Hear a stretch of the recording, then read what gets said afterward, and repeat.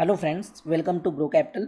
और आज मैं आपको बताने वाला हूं कि निफ्टी में कंटिन्यू फॉल रहने वाला है या जो अप ट्रेंड बना हुआ है कंटिन्यू अप ट्रेंड रहेगा। इसके लिए हम लोग ट्रेडिंग व्यू में टेक्निकल एनालिसिस और न्यूज़ बेसिस पे समझने की कोशिश करेंगे और कहां पे हमें अपॉर्चुनिटी मिल सकता है बाय करने के लिए, वो फाइंड आउट करने की कोशिश करेंगे। तो चलते हैं ट्रेडिंग व्यू में। फ्रेंड्स, यहाँ पे मैंने निफ्टी 50 का चार्ट ओपन किया हुआ है ट्रेडिंग व्यू में। आप यहाँ पे देख सकते हो, ये वनडे का कैंडल है, मतलब हर एक कैंडल वनडे की बनी हुई है। और यहाँ पे ये सपोर्ट लेवल मैंने बनाया हुआ है। अभी इसको मैं वनडे कैंडल में प्रीवियस कैंडल अगर छोटा कर दूं तो आपको सपोर्ट लेवल, मतलब यहाँ पे जो डिमांड जोन है वो क्लियरली दिखेगा। अभी देखिए, कैंडल मैं छोटा कर देता हूँ। यहाँ पे आप देखोगे कि कंटिन्यू कंसोलिडेट होता रहा मार्केट। कंसोलिडेट होने के बाद यहाँ से अप ट्रेंड बना और ये डाउनफॉल होने के बाद एग्जैक्ट इसी लेवल पे आ गया है, जो कि इसका सपोर्ट और दूसरी शब्दों में बोला जाए तो डिमांड जोन है। और डिमांड जोन से रिएक्ट होने के बाद ये थोड़ा सा अप ट्रेंड बनाया। अब ये अप ट्रेंड जो है न्यूज़ की वजह से हुआ है। अब यहाँ पे न्यूज़ क्या देखने को मिला था कि जो इलेक्शन होने वाले थे, इलेक्शन के रिजल्ट आए 5 स्टेट के। 5 स्टेट में से 4 स्टेट बीजेपी ने जीत हासिल की, जिसकी वजह से मार्केट में अप ट्रेंड का कंडीशन बना। और अप ट्रेंड कंडीशन बनने की वजह से मार्केट में ऑलरेडी यहाँ पे 500 से 700 पॉइंट का मूवमेंट देखने को मिला। ये जैसे ही एग्जिट पोल आया तो करीबन 200 पॉइंट कुछ मूवमेंट, उसके बाद जैसे ही रिजल्ट आता है यहाँ पे आप देखोगे तो 350 पॉइंट का मूवमेंट, मतलब 500-600 पॉइंट यहाँ पे हो गया है। उसके बाद अभी दूसरा जो न्यूज़ चल रहा है, दूसरा न्यूज़ है यूक्रेन और रसिया का। यूक्रेन और रसिया ये दोनों के बीच में जो युद्ध चल रहा है, इस युद्ध की वजह से कंटिन्यू मार्केट में फॉल होते हुए यहाँ पे आपको देखने को मिला है। जो कि अगर मैं यहाँ पे चैनल बनाऊँ तो चैनल बनाते समय आप देखेंगे कि ये लोअर लो पैटर्न में, लोअर लो पैटर्न जैसा कि थोड़ा सा अप जाता है, फिर अप जाने के बाद डाउन, फिर थोड़ा सा अप जाता है, फिर थोड़ा डाउन। तो इसी चैनल पैटर्न में काम कर रहा है। और यहाँ पे अगर इसको 15 मिनट के लिए कैंडल में छोटा कर दूँ तो यहाँ पे देखेंगे पूरा gap up gap down, gap up gap down यहाँ पे ओपनिंग हुई थी, जो कि ये रजिस्टेंस लेवल बन गया था। और यहाँ से डाउन होने के बाद जो अप ट्रेंड बना है डिमांड जोन से, यहाँ पे ऑलरेडी रजिस्टेंस लेवल पे पहुँच गया है। तो जब ये रेजिस्टेंस लेवल पे पहुंच जाता है तो कंसेप्ट क्या कहता है, वापस से यहाँ पे डाउनफॉल या तो करेक्शन देखने को मिलेगा। तो कहने का मतलब है आज संडे है और कल मतलब 14 मार्च को जो ओपनिंग होने वाली है वो ऑलमोस्ट निगेटिव होने वाली है। क्योंकि एक तो ये रेजिस्टेंस लेवल, दूसरा ये जो चैनल पैटर्न मैं बता रहा हूँ डाउन ट्रेंड का वो, और तीसरा यहाँ पे जो युद्ध चल रहा है न्यूज़ बेसिस पे। ये 3 चीज़ें हमारे पास, 3 फैक्टर हैं जो कि मार्केट को कल निगेटिव ओपनिंग दे सकते हैं। तो एक बार देखिए, मैं आपको ये बना के दिखा देता हूँ।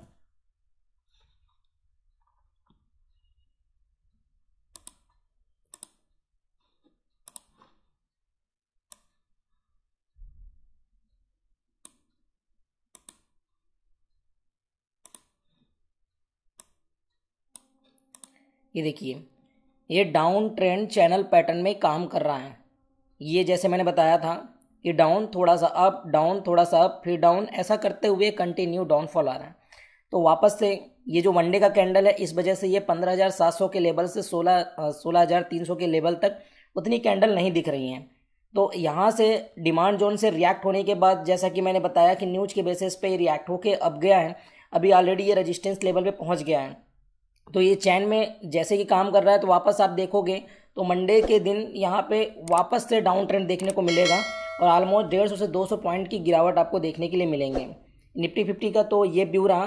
तो उस हिसाब से अभी वापस से पोजीशन बनाने की ज़रूरत नहीं है निफ्टी 50 के किसी भी स्टॉक में। जब ये डाउन ट्रेंड वापस से कंप्लीट हो जाए, फिर वापस ये पहुंचेगा 15,700 के लेवल पे, तो उस टाइम पे आपको देखना है यूक्रेन और रसिया का क्या माहौल है। अगर वहाँ पे कुछ नॉर्मल होता हुआ दिखाई दे तो आपको 15,600-700 के लेवल में वापस से बाइंग अपॉर्चुनिटी देखने को मिलेगी, जहाँ पे आप निफ्टी 50 के जो स्टॉक हैं वहाँ पे आप बाइंग पोजीशन बना सकते हैं। अभी देखिए, मैं आपको इसको 15 मिनट करके दिखा देता हूँ।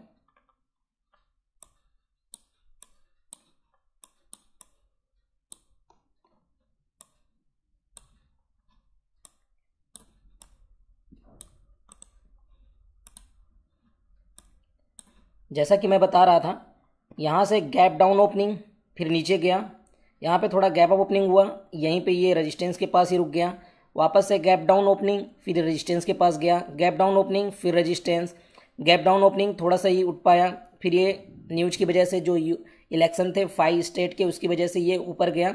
और सेम जो मैं रेजिस्टेंस लेवल बता रहा था, यहाँ पे ये रेजिस्टेंस वहाँ पे ये पहुँच के वापस से ये रिएक्ट करके डाउन साइड में मूवमेंट दिया। तो अभी जो मंडे ओपनिंग होने वाली है वो इसके बिलो में ही होगी और 150 से 200 पॉइंट के आसपास का मूवमेंट देखने को मिलेगा, जिस हिसाब से अभी न्यूज आ रहा है। तो जो भी आप पोजीशन बनाते हैं तो जो वीकली हॉलीडे होता है उस पर अभी बिल्कुल ना बनाएं, क्योंकि इन 2 दिनों में युद्ध में क्या हो सकता है आपको भी नहीं पता है। तो यहाँ पे जो मार्केट का मूवमेंट है वो सडन अप या डाउन होने के चांसेस होते हैं। तो अगर आप पोजीशन बाय करते हैं ऑप्शन में तो ऑलवेज हेज पोजीशन बनाएं, कभी भी नेकेड ना करें, क्योंकि उससे बड़ा लॉस हो सकता है। सेम अगर मैं बात करूँ बैंक निफ्टी का, बैंक निफ्टी में भी आपको वही देखने के लिए मिलेगा।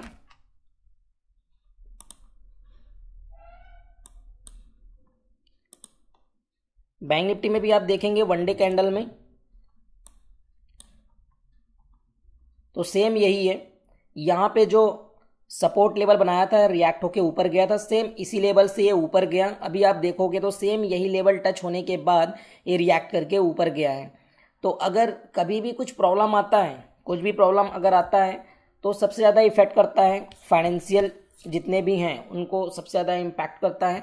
उस वजह से जितने फाइनेंस सेक्टर हैं, जितने बैंकिंग सेक्टर हैं, इनको बाइंग करने के लिए अवॉइड करिए। और ऐसे कंडीशन में क्या हो, तो आपको जो है मैक्सिमम फार्मा स्टॉक या तो आईटी स्टॉक में इन्वेस्ट करना चाहिए, क्योंकि जब मार्केट डाउन ट्रेंड की कंडीशन में होता है तो वहाँ पे डॉलर जो है इंक्रीज हो जाता है। इंक्रीज होता है तो हमारी आईटी कंपनियां मैक्सिमम ऑपरेट होती हैं यूएसए से, तो यहाँ पे प्रॉफिट इसमें ज़्यादा बनने के चांसेस हैं। और दूसरा, फार्मा कंपनी जो है मैक्सिमम हमारा यहाँ से एक्सपोर्ट होता है अदर कंट्री में, तो जो एक्सपोर्ट होता है उसकी वजह से हमें जो पेमेंट मिलेगा वो होता है यूएस डॉलर में। तो डॉलर यहाँ पे जब इंक्रीज होता है तो यहाँ पे इनकी सेलिंग जो है फास्ट हो जाती हैं, और फास्ट होने की वजह से भी आप देखोगे तो जितना पहले सेलिंग हो रहा था उससे भी ज़्यादा हो गया, और डॉलर भी इंक्रीज होने की वजह से पेमेंट भी ज़्यादा मिलता है। तो इस वजह से इन दोनों कंपनियों में मूवमेंट ज़्यादा हो जाते हैं। ऐसी जब भी कंडीशन आती है तो आप पिछला भी हिस्ट्री उठा के ऑब्जर्व कर सकते हैं। तो फ्रेंड्स, कहने का मतलब है कि मार्केट में कंटिन्यू फॉल रहने वाला है, तो बैंकिंग सेक्टर और फाइनेंस सेक्टर में से स्टॉक ना ही लें, अभी बाय ना करें जब तक कि निफ्टी 50 वापस से अपने सपोर्ट लेवल पे, मतलब डिमांड जोन पे जब तक नहीं पहुंच जाता है। उसके बाद भी आपको एनालाइज करना है कि उस टाइम पे भी मार्केट कंडीशन के हिसाब से क्या बन रहा है, कि युद्ध भी होने वाला है, कंप्लीट हो गया, या इन लोग सब सरेंडर कर रहे हैं। तो उसके हिसाब से ये आपको अपनी पोजीशन बनानी है। फ्रेंड्स, अगर वीडियो आपको अच्छा लगे तो वीडियो को लाइक जरूर करिएगा, चैनल को सब्सक्राइब करना ना भूलें। Thank you for watching video.